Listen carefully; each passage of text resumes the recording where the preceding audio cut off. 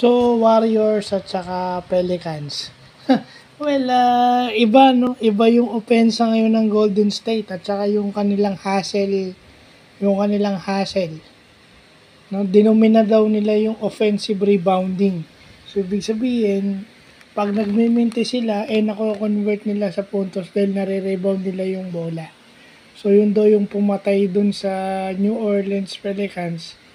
Aside from yung kanilang offensive firepower.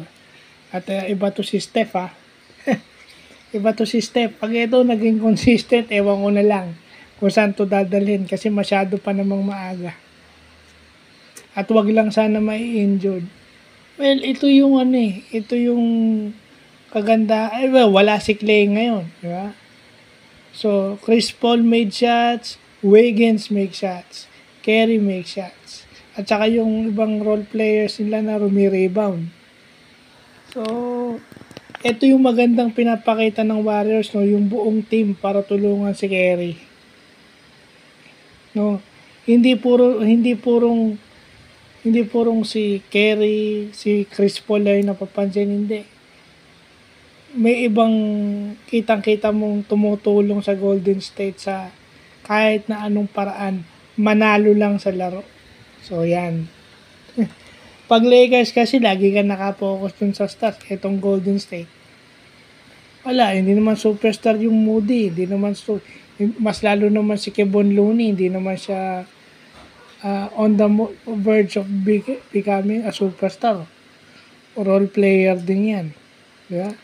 Wala si Clay, hindi naglaro. So, Wiggins, Paul, at saka si Curry. Pero ang doon, may suporta. Kaya nila natambakan yung Pelicans.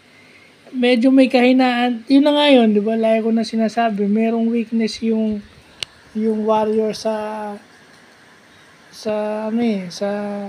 interior defense. Kasi wala silang malaki.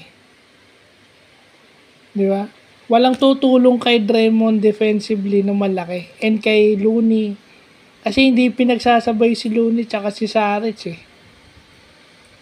So, small ball talaga sila. So, wag lang ma-expose yun. Walang problema yung Warriors. Just like in this game.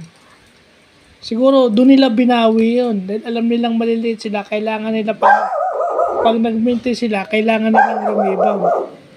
Kasi automatic yun, papatayin sila ng pass break sa kabila ng kalaban nila. So, yun lang po.